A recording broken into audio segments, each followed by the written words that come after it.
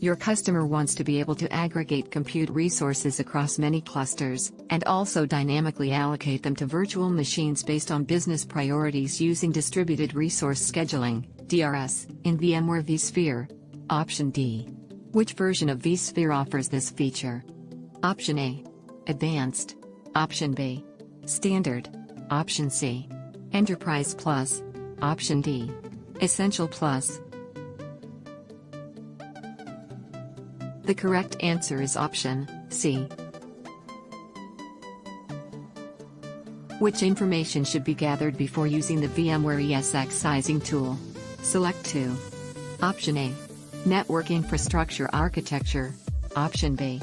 Current configuration and load statistics of the servers. Option C. The maximum number of racks available in the data center.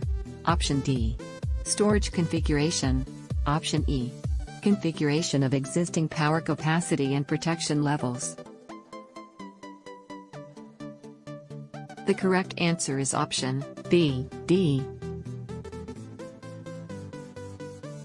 Your customer wants to manage network quality of service at the virtual machine level using vNetwork distributed switch in VMware vSphere.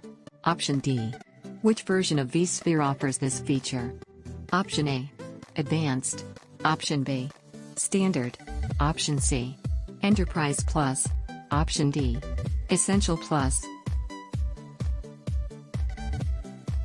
The correct answer is option C. What does the configuration details sheet in the VMware ESX sizing tool provide? Select 2. Option A. Power consumption statistics. Option B. Number of virtual machines created. Option C. SAN consumption statistics. Option D. Server room dimensions. Option E. VMware ESX version. The correct answer is option A, C.